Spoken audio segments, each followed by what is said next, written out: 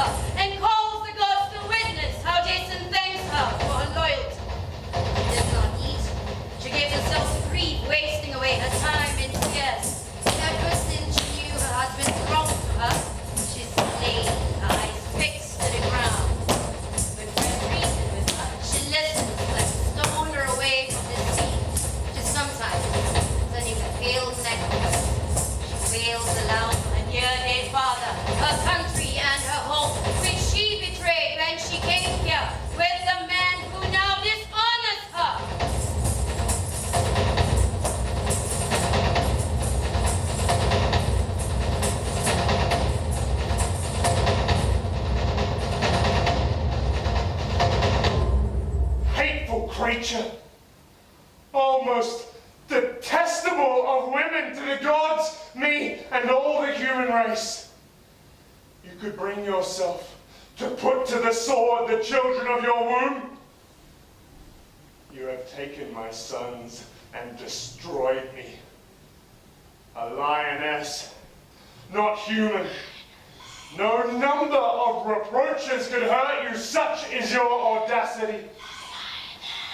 Out of my sight, vile creature, child murderer.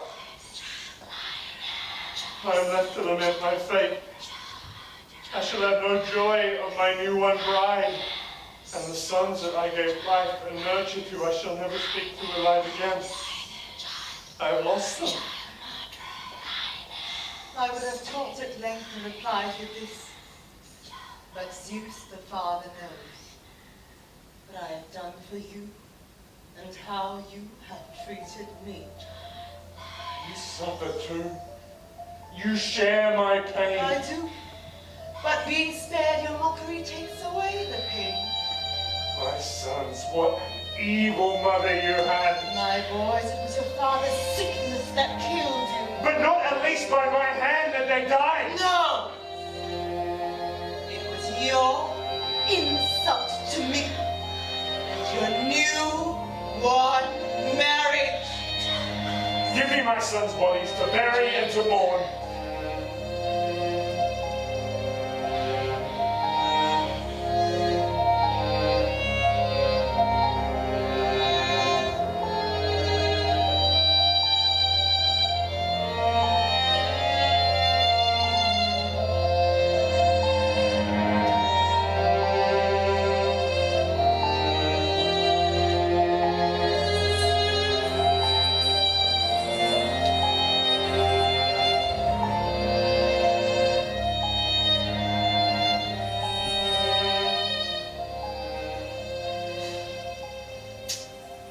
She's dreaming up some dreadful plan.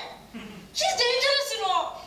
One who makes an enemy of her will win an easy victory, huh? Her boys, they have no idea their mother's troubles. Young minds still untouched by grief. I was walking past the seats where the old men play dice. By the sake of fountain of Perrine. I pretended not to listen, but I heard one say that King Creon intends to send the boys away with their mother. Expel them from the country. Whether the story's true, I don't know, but I wouldn't want it so. What? Will Jason let his sons be treated like that, even if he's quarreling with the mother? His new marriage now comes first. He's no friend in this house. One who make an enemy of her will win an easy victory. How will she do this now? Hey, but keep quiet. Say nothing.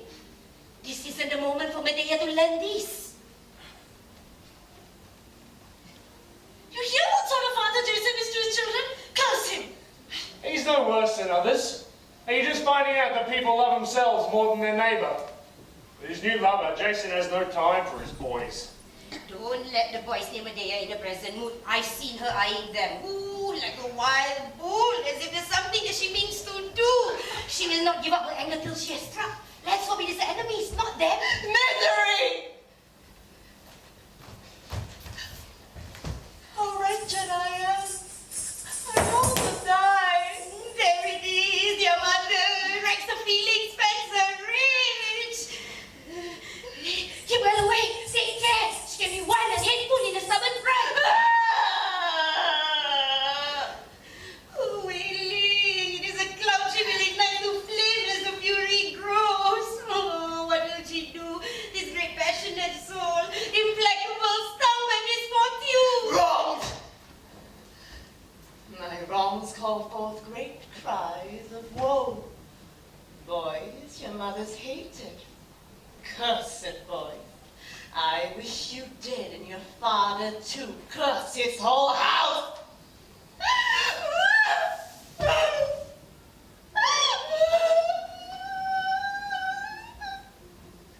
I wish my mother can be like that. Ali, can I have some lights? You. Yeah, my mother. She's one tough cookie, you know, my mother. Very cold on the outside, very warm on the inside. I don't know if she just cold to me lah, but yeah, my mother is the kind that, you know, she will kick the cat, but you know, she will secretly also feed the cat. She wakes me up like a cat, so like, oi, bangun, bangun. I don't know whether this is just like that to me, you know, because when she speaks to other people, other makcik-makcik, she can just like, tu lah. And then when I come around, fana lah. Yeah. My whole life, I'm waiting for my mother to just break down. In fact, I've only seen her break down my whole entire life once. And that was when my father passed away, quite many years ago. It was at the hospital, and the doctors and nurses pronounced that he was gone. She raised up her hand, put it on the wall. She broke down for a good 3 to 5 seconds. That's all. Yeah, 3 to 5 seconds, that's all. During that same period of time, after my dad passed away, 3 months later, my grandma passed away. A few months later, my younger brother, who's a favorite son, moved out of the house, and she's stuck at home with this daughter of hers who cannot get along with her. Yeah, looking back, you know, she lost her husband, she lost her mother, and she lost her favorite son. Yeah, and she didn't break down, only that one period of time.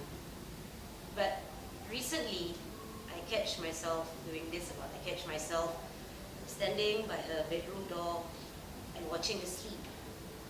I mean, the first time I did that, I knew why. I mean, I wanted to check whether she was still breathing. I mean, she's been getting old and sick, and she's been forgetting things.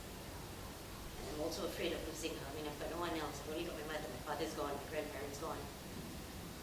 Yeah, and then I've been doing that quite a lot lately. And I think I know why. It's because my mom, she's one cold, hard woman like a steel. And then when she's asleep, that's the only time I see her unguarded, like a child. You know, I see her as human. For me, that's important.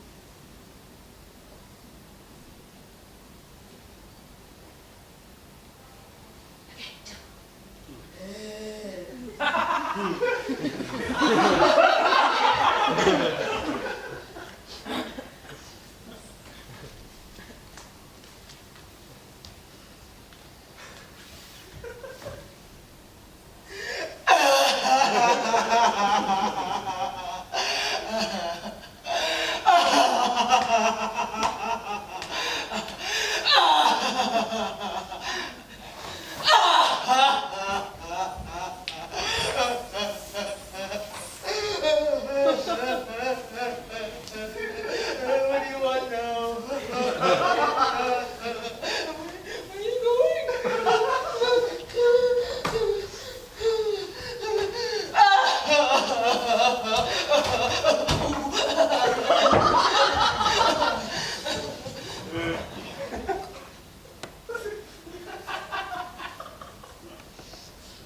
Women of Corinth, I have left the house because I don't want you to blame me. I know that many people can be arrogant in public and in private, but some are called indifferent to others just because they are reserved. There is no justice in the judgments that man makes. Before they know a man's inner self, they hate at sight, though they've not been wrong. A foreigner must take special care to conform to the state. But even a citizen who is fool enough to let his stubborn pride offend his fellow citizens wins no praise from me. But this unexpected blow has broken my heart. I'm finished. I've lost all joys in life. I want to die, my friends. The man who was my whole life, I know it well, my husband, has turned out the most despicable of men. Of all creatures that have life and reason, we women have the worst lot. First, we have to buy a husband at vast expense. And to make the bargain more painful, what we buy is for someone to lord it over our body. For us, the biggest question is whether the man we get is good or bad. Divorce is not respectable for women, and we may not refuse our husband. A woman coming to new ways and laws need to be clairvoyant. She can't find out at home what sort of man will share her bed. If we work at it and our husband is content beneath the marriage yoke, then life can be enviable. If not, better to be dead. When a man is tired of the company at home, he can go out and end his discontent. We women must have eyes only for one man. Our life at home is free from danger while they go off to war. Thou fools! I would rather fight 3 times in war than to go through childbirth once.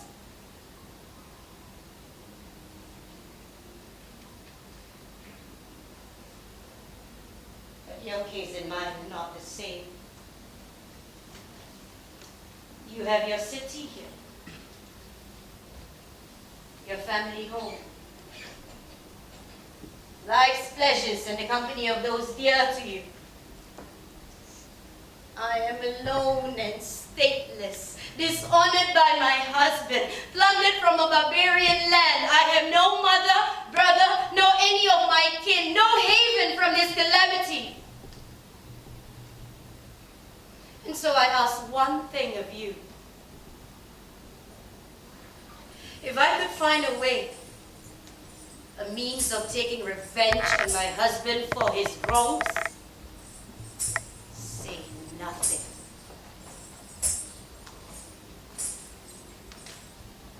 A woman is often full of fear, especially when faced with violence and weapons.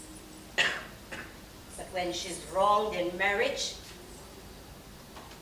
there is no more murderous spirit.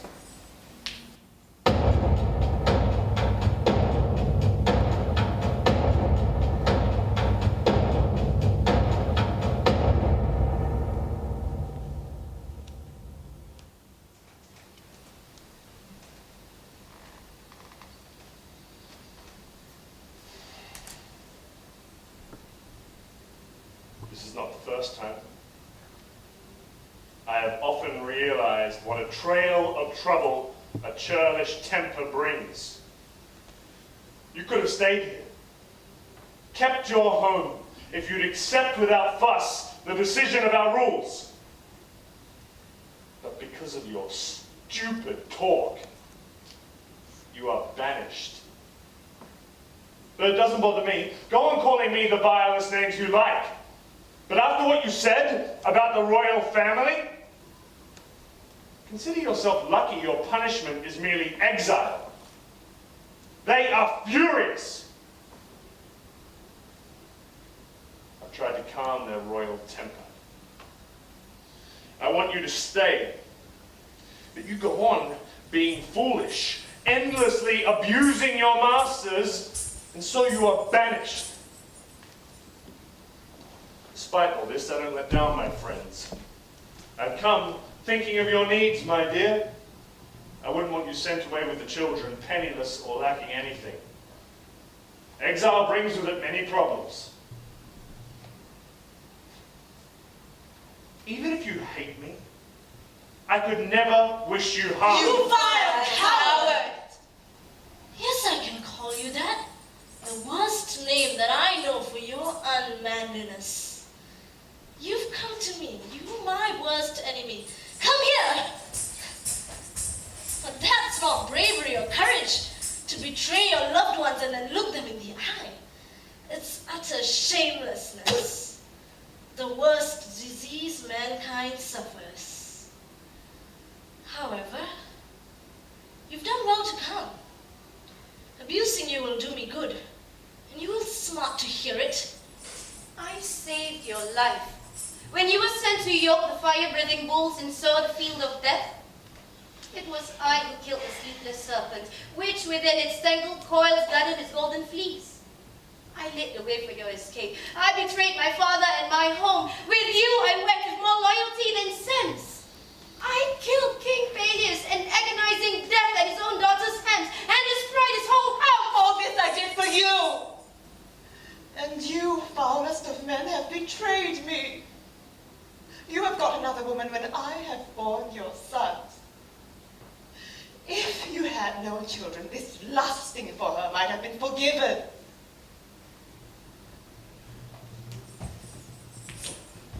Gone is all faith in oath.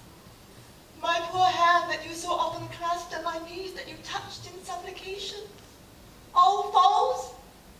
All my hopes dashed by a traitor?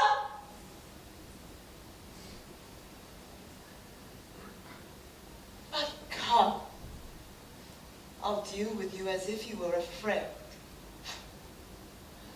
Though what good do I think I'll get from you? Still, if you answer me, you show yourself in yet baser light. Where can I now turn? To my father's home? My country that I betrayed when I came here? Or to Peleus' wretched daughters?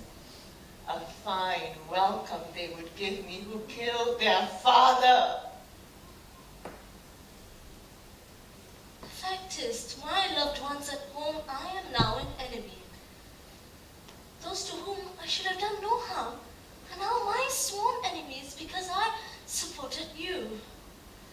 As a reward, you made me seem fortunate indeed. What a marvelous husband I have, so loyal and true.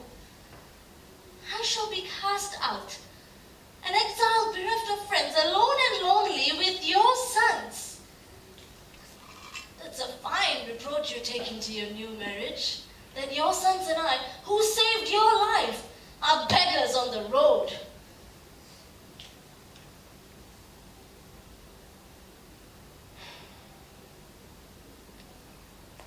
Must, I think, show that I am no bad speaker, and like a careful helmsman with sail tight furled, ride out the tempest of your stinging tongue, my dear.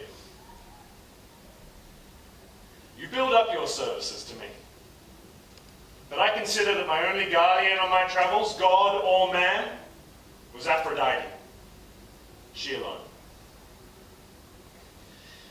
You have a subtle mind, but that unpalatable truth is it was Eros, with his inescapable darts, who drove you to save my life. But I'll not make too fine a point of that. What help you gave, I am grateful for. But in return for saving me, you gained more than you gave. First, the country you left was primitive. Now you live in Greece. All Greece has come to know your talents. You are famous. If you still lived at the end of the world, no one would ever mention you. So much about my exploits in answer your challenge. As for your spiteful words about my marriage with the princess, I'll show that what I've done is wise and prudent, and I've acted out of love for you and for my sons. Keep quiet! When I moved here from Iolcus with a trail of problems and misfortune, what more lucky chance could I meet with as an exile than to marry the king's daughter? It is not, as you are galled to think, that I am tired of your bed, nor smitten with desire for my new won bride, nor keen to be a champion at fathering many sons. The children that we have are enough. I have no complaint. My chief wish was that we should live well and not be poor. Friends vanish when one's poor. And that I could raise my sons in a manner worthy of my family. And if I did have other sons, I could join them as brothers with my sons by you. And uniting the family together, I could prosper. What need have you of more children? But it makes sense to gain advantages for those you already have by means of those to come. Is that such a bad idea? You wouldn't say so if you weren't sexually jealous. You go so far, you women, as to think that if all's well in bed, your life's complete, but if your sex life goes wrong, all that was best and beautiful you make a battlefield. To me, an unjust man who is also clever with his words deserves the greatest penalty. Confident that he can dress up his wrongdoings with specious words, he is brazen in his wickedness, and yet he is not so clever after all. So Don't you try your clever and plausible arguments on me. One point will floor you. If you'd been honorable, you would have tried to win me over before you married, not kept it from your loved ones. Oh, I'm sure if I'd announced my wedding plans, you would have been most helpful. That is not what stopped you. You thought as you grew older that it didn't look quite right for you to have a foreign wife. Get this straight. It's not for any woman that I made this royal marriage. I already said I did it to safeguard you to father royal sons, brothers for my children, a security for my house. I want none of your hurtful prosperity or wealth to rankle my mind.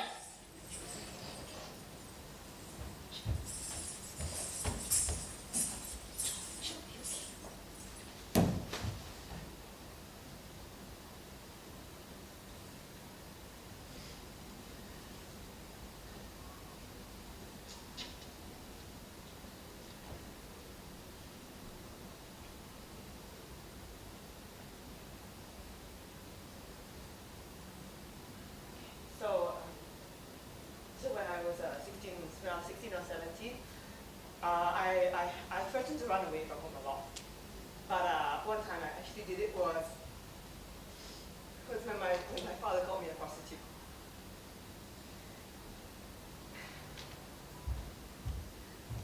Okay, so anyway, okay. So this is what happened. Okay, so at that age, I really wanted to get a boyfriend, so I thought the best way to get a boyfriend would be to dress the part of a girlfriend. And I had a very clear idea of what girlfriends wore, and it's not too different from my costume in this play. I mean, basically, it's like without all these things, so it's like, show off your boobs, you know, like, show off the boobs and like little skirts, and so I had my girlfriend costume, and I thought, oh my god, I'm gonna attract all these men to me, it'll be amazing. But of course, my father had something to say about that. I mean, just to give you an idea of how unusual it is that my father would say something. Right. So once we passed the age of 12, he barely said anything to us at all because, you know, we were women who were not his wife, who had breasts, and he was very uncomfortable with that. And I mean, I had breasts. I mean, I still have breasts. But hey, I have a game, but what I'm trying to say is, what I'm trying to say is that, you know, he wouldn't say anything to us. Like, he would say things like, hey, clear your cup. Like, we put the cup down on the table for like 2 seconds, and he'd be like, hey, clear your cup. And I'm like, bye, I just put my cup down so I can feel, no, clear your cup. So like, yeah, that we would say. But one time, my sister or somebody, they left a used sanitary pad in the bathroom, and I'm going to simulate the situation for you right now. Wow, amazing. So there we go, it's a new sanitary pad. Just use your imagination. And, amazing, right? Wow. Okay, so my father, he went to the bathroom and was like, oh my, new sanitary pad. Oof. Okay, Dr. Tan didn't see it, he'll wash his hands, he'll like run his water through his hand. Oh my god, it's still there, what am I going to do? Okay, just leave, and then like he come back and goes, oh my god, it's still there, I think he's looking at me, oh shit. But he still didn't say anything to anyone. Just washed his hands, looked at it, didn't make eye contact with the sanitary pad, and left the bathroom. And he was there for the whole day. He didn't say anything about it, even though he would tell us to clear our cup after 2 seconds. So, it was highly unusual on the day where I had my girlfriend costume on, and I was walking out the door, and he stopped me, and he said, what do you think you're doing?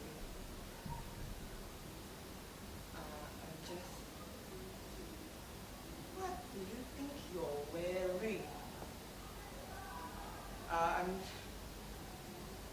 You look like a bloody prostitute.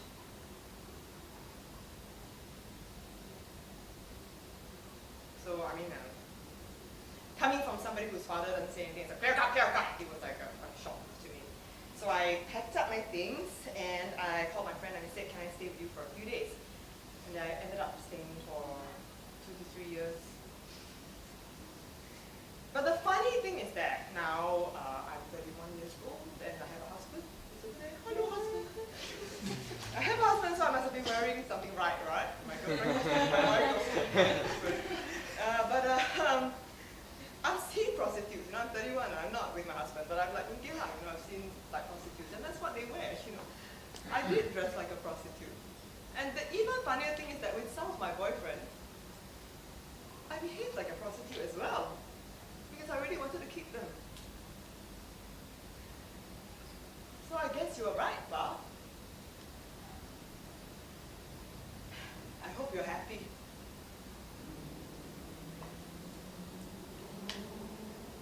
Okay, that's all.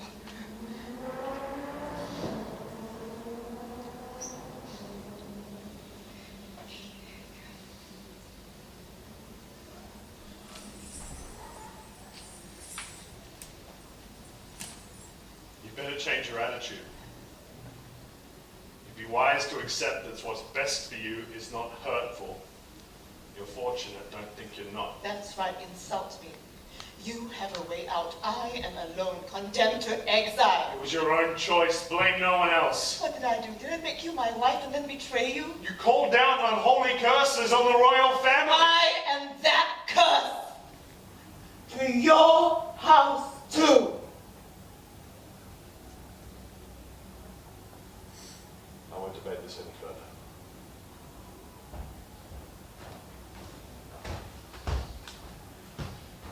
If you need money to support the children or yourself in exile, I'm happy to give generously and to write letters of introduction to my friends who will treat you well.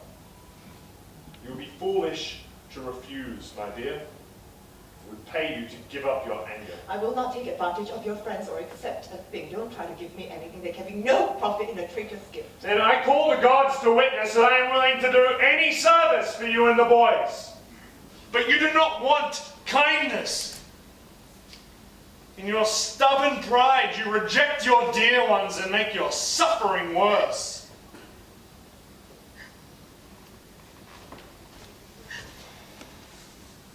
Go! You're lusting for your new-won bride, lingering here away from the house. Go to her bed!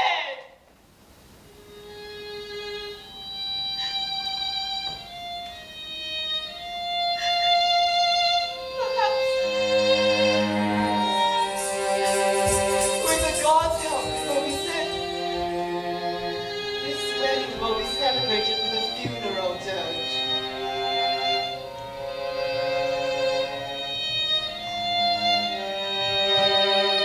Zeus, just this child of Zeus, light of the sun.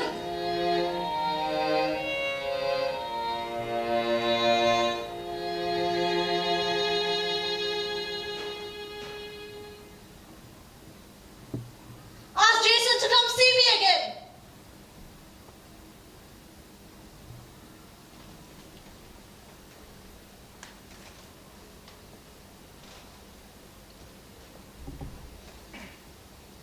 I have come, as you commanded. Despite your ill will, I'll grant you this. I'll listen to you. What new request do you have of me? Jason,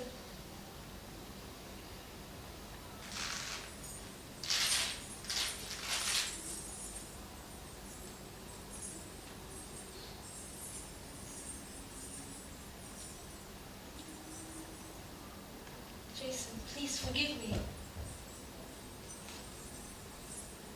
You must bear with my moods. We two once showed such kindness to one another. I've had some harsh words with myself. Fool, why be so mad? Why resent those making sensible plans? Antagonize the country's rulers and my husband. He's doing what's in our best interest. He's marrying a princess and fathering brothers for my sons. Stop being angry. What's the matter with me? The gods are providing well for us. I've the children. Don't I know we're exiles and have no many friends? And so I reflected and I realized how stupid I had been, how pointless my anger. And I'll applaud you. Think that you're right in bringing us this new marriage. I was a fool. I should have been a part of your plans. Helped you. Stood beside the marriage bed and rejoiced to attend the new bride. But we are women. I won't say we're bad, but we are what we are. You shouldn't follow our bad example and answer folly with folly. I ask your pardon. I admit that I was wrong, but I've had wiser thoughts.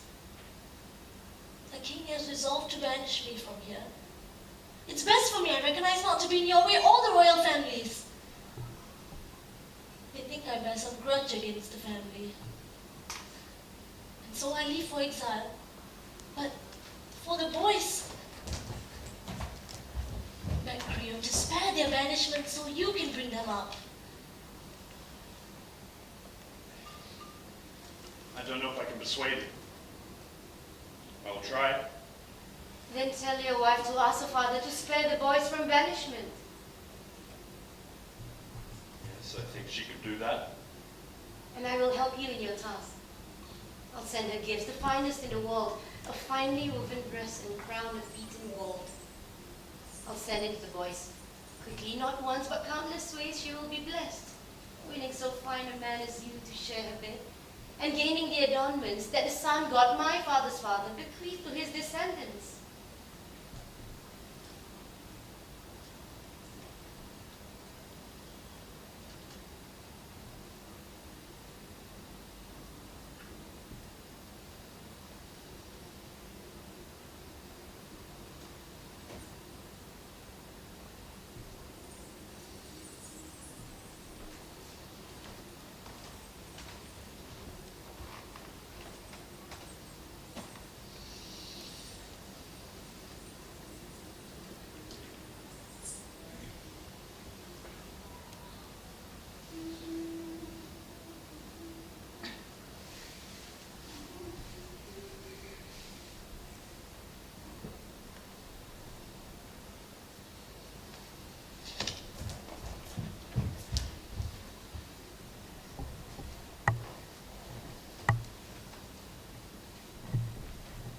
Children.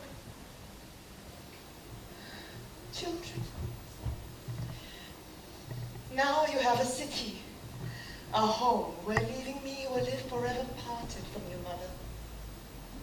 I shall leave for another land, an exile, before I can have my joy of you, see you happy, before I can honor your brides and adorn your marriage beds and hold aloft the wedding torch. Oh, misery. Oh, my stubborn pride. All for nothing, boys, I brought you up. All for nothing tortured myself with toil and care and bore the cruel pains when you were born. Once I had great hopes of you, that you would care for my old age and yourselves shroud my corpse. That would make me envied.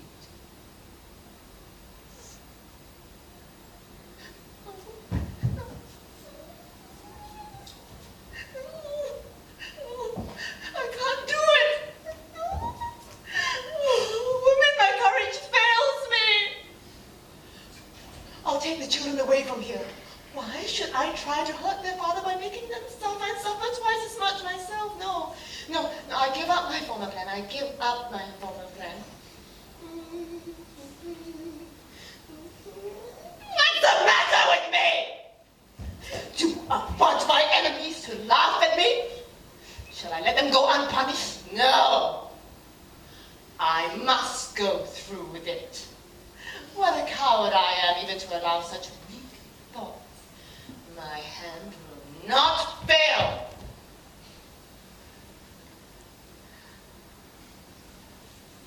No. No. Leave them be.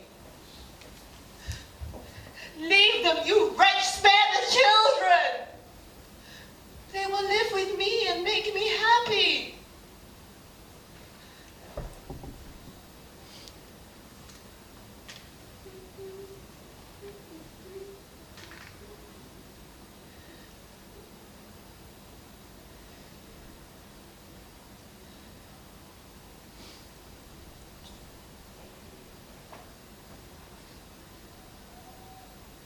I cannot leave my children for my enemies to abuse.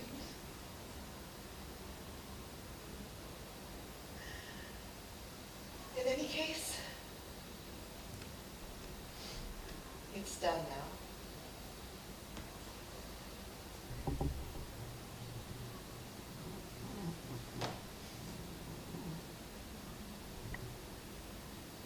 There's no escape.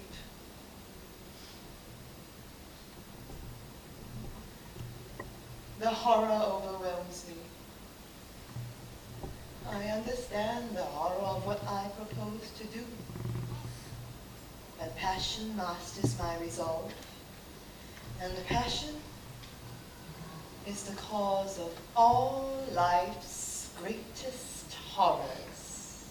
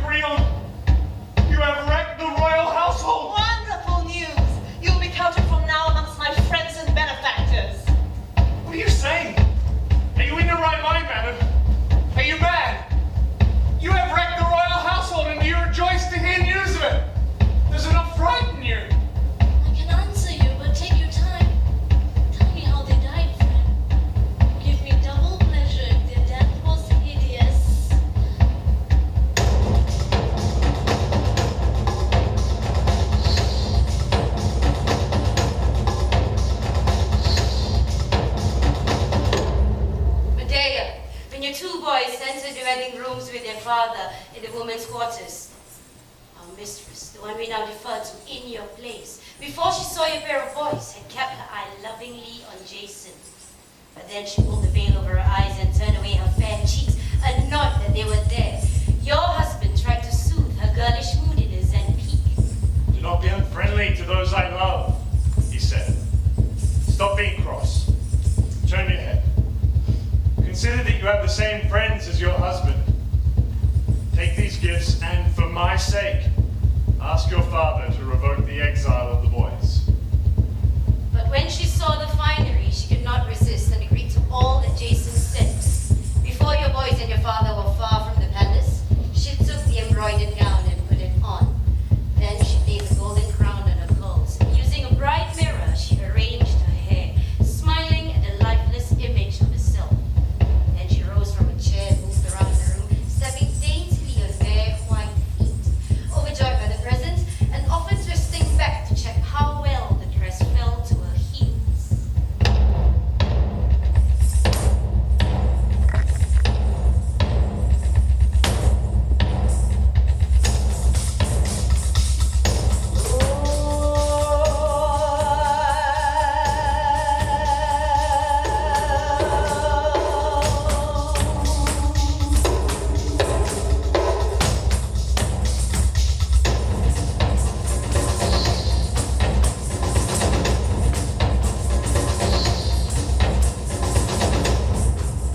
But what we saw then was frightful.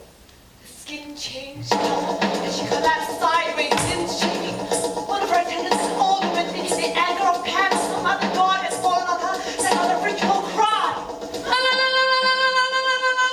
But when she saw the white froth coming from her mouth, the pupils of her eyes twisted in their sockets, the blood drained from her skin, then she let out, quite unlike her former cry, a deep felt wail. The maid rushed to the king's rooms, and now that her new husband was telling what had happened to his bride, the whole palace resounded to the clatter of many running feet.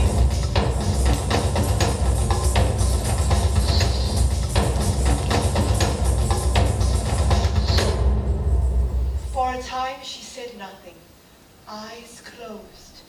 Then, with a frightful scream, she woke. Poor girl, attacked by a double torment. The gold crown on her head gave off a monstrous stream of all-consuming fire. The fire thundered, which the boy cat brought, was devouring the poor girl's pale flesh. She jumped up on fire and ran, shaking her head and all hands making way of that, trying to fling off the crown. But the more she shook her head, the fire burned twice as fiercely. Fell to the ground, overcome by torment, seeing to her father's white, unrecognizable. Gone was the clear look in her eyes, gone the natural beauty of her face. Her blood dripped from her head in flaming drops, and her flesh, torn by the poison's hidden jaws, was melting off her bones like rented tears. It was a gruesome sight. We were all too scared to touch her body. Her fate had taught us enough. Suddenly her father, poor King Creon, came in. Not knowing what had happened, he threw himself beside the corpse. All at once he cried out, embraced her, kissed her hands, and said, "My poor child, what god has destroyed you so undeservedly? Who opens my aged tomb of you? Oh, let me die with you, my child." At last he stopped his cries of lamentation. But when he tried to raise his ancient body, then as ivy clings to laurel stems, so he stuck to the vine-spun dress. A dreadful wrestling match began. He tried to lift his knees, she pulled him down. When he used force, he tore his old flesh off his bones. At last, the ill-fated man gave up the struggle and breathed out his life, overmastered by the horror. The two bodies lie together, side by side, daughter with aged father, a calamity made for tears.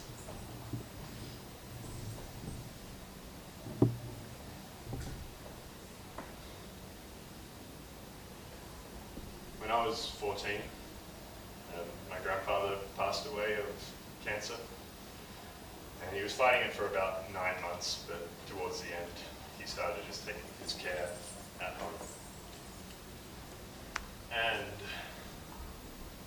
I remember one night, all the family had gathered at my Nan and Pop's house because we knew that it wouldn't be long. And I was standing in the living room by the entrance, and Pop's bed was in front of me. It was beside the window. And he was lying there, and my mum and my uncle were with him. And I watched my mum say to my pop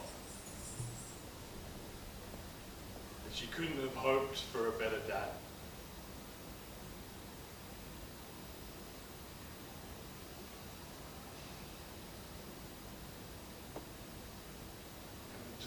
It broke my heart to see my mum say that. And I was standing by the doorway to the living room, kind of like I am now, on the edge of tears, but not feeling like I could cry. Because I was 14 years old, and the guy is supposed to be strong and tough and not show emotions. And you've got to be that solid. And the families went home that night, and my mum and my uncle stayed with my nan and pop. And I remember a few hours later, Dad came into my room to say that Pop had passed away.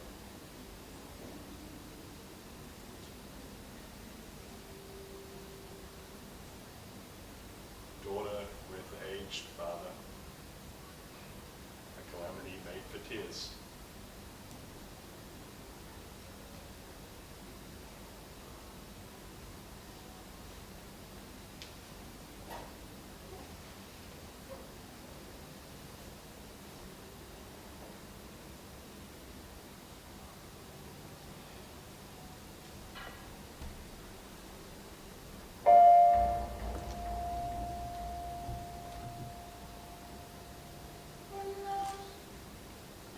Overwhelms a man, it can destroy his virtue and good name.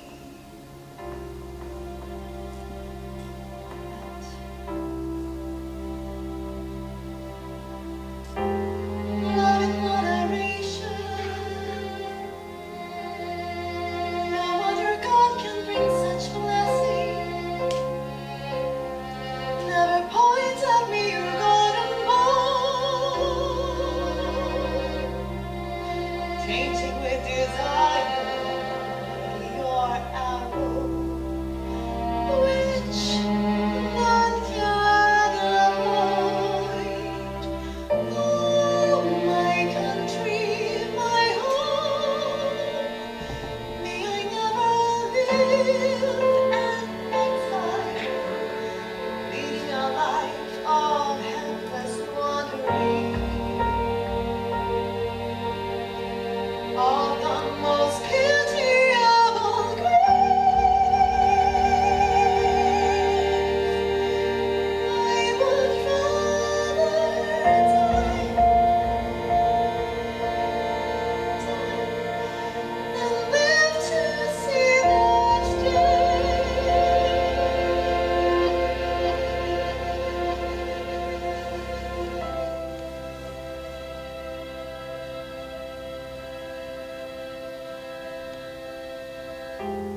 No torment can be worse than losing your homeland. No state, no friend shows pity, a thankless death to anyone who has unlocked the heart of one.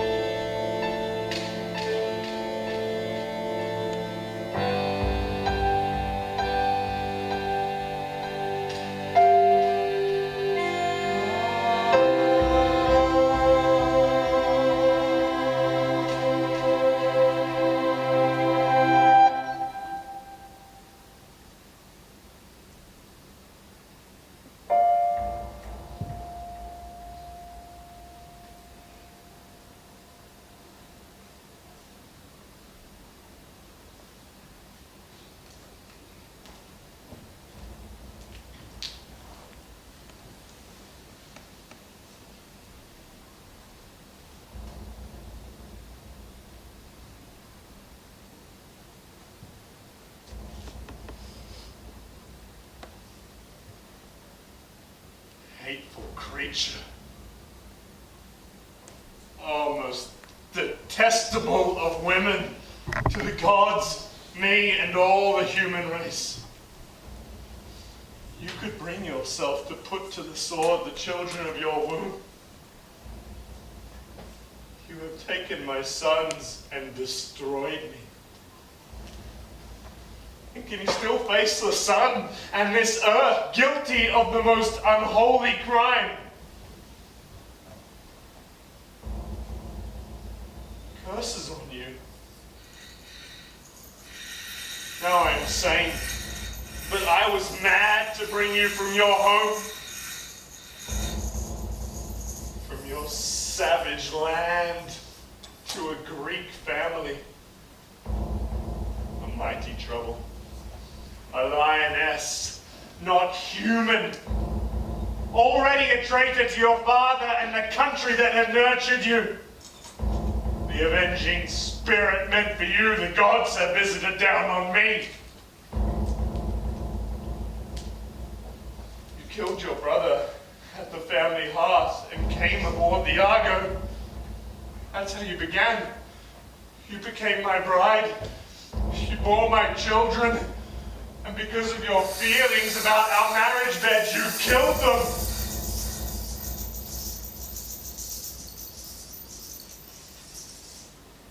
No woman could ever have brought herself to do that.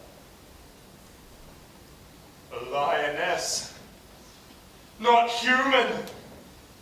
No number of reproaches could hurt you, such is your audacity. Out of my sight. Vile creature, child murderer. I am left to lament my fate. I shall have no joy of my new-won bride and the sons that I gave life and nurture to. I shall never speak to alive again. I have lost them. I could have talked at length in reply to this. But Zeus the Father knows what I have done for you and how you have treated me. You suffer too. You share my pain. I do. But being spared your mockery takes away the pain. My sons, what an evil mother you had. My boys, it was your father's sickness that killed you. But not at least by my hands that they died. No. It was your insult to me and your new-born marriage. Give me my sons' bodies to bury into mourn. No! I will bury them with my own hand. I will take them to the sanctuary of Hera, where none of my enemies may violate them by desecrating their grave. There, a solemn rites and festival will be established to expiate this impious killing.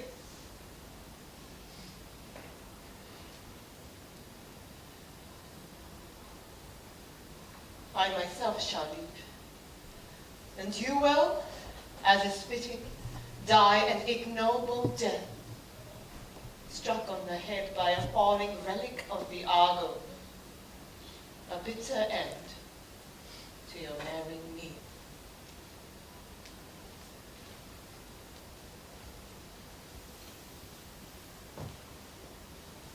I didn't get to spend much time with my mom as a child because she was pretty much a career woman and really busy all the time. And I didn't really find that very difficult because, I had two older siblings and it was all good and I really found it a big thing. And in my kindergarten, I think I was maybe 5, 6, we used to have these excursions almost like every month, every 2 months. And we used to go to the zoo, the bird park, stuff like that. And parents were always allowed to come, and most of these kids would have parents coming with them or someone from their house. But because my mom was always so busy, and it wasn't a big deal. Everyone would bring tidbits, and so they would share their tidbits with me, and I'd be happy with that because I was this little fat kid who loved my food. So I was keropok. Thanks. And so there was once when I gave her the consent form, and I gave my mom.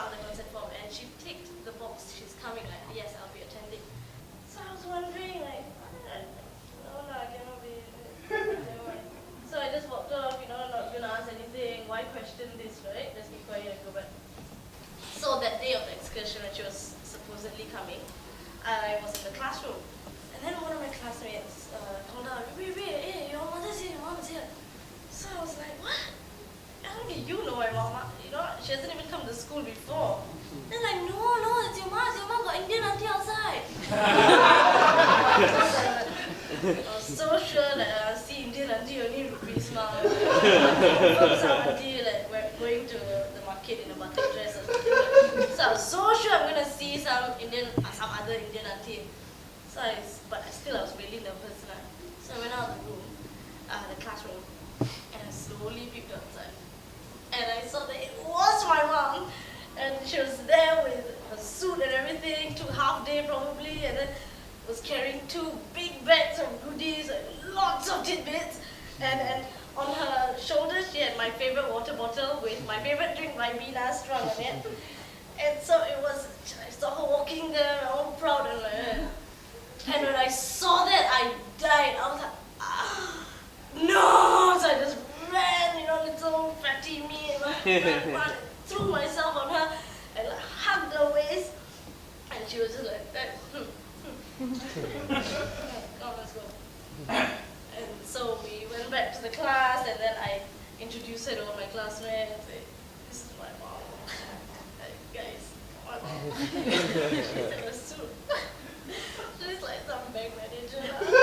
You've never seen her before, right? Because she's so special. So when she came out, I was just like, oh my god. I died. I was so happy. It was an extreme happiness. For the life of me, for some reason, I remember everything so clearly, right? Every single detail about that. I remember the color of her suit, the tidbits she brought, everything. But I can't remember where we went. I can't remember the excursion. Was it the park? I don't know. I really don't know. I tried so hard thinking about it. I should be able to remember that, right? Since everything else is so clear. But no, I really don't remember at all. I remember that moment so well. It was one of my most vivid memories, and it was such a happy day. I don't know if I've ever felt that happiness ever in my life since then. Really, it was awesome. It was a great, great day. You must miss her a lot. Yeah.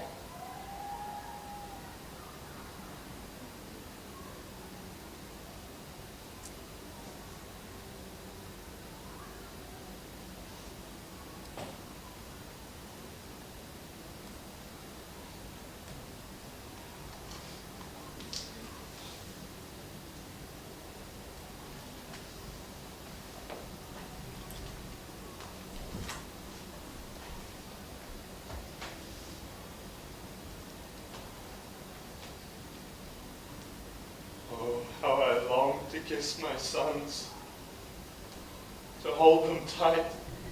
Now you want to kiss them, and now you want to embrace them.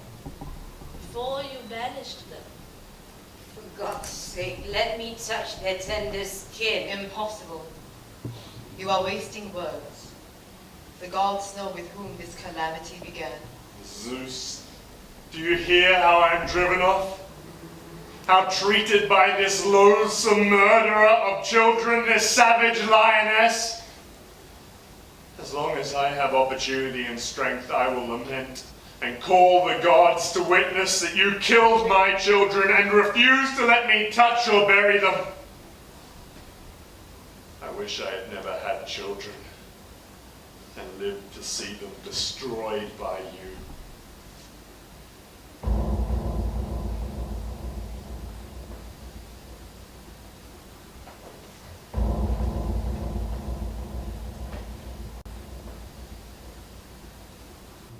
Many are the destinies that Zeus and Olympus ordains.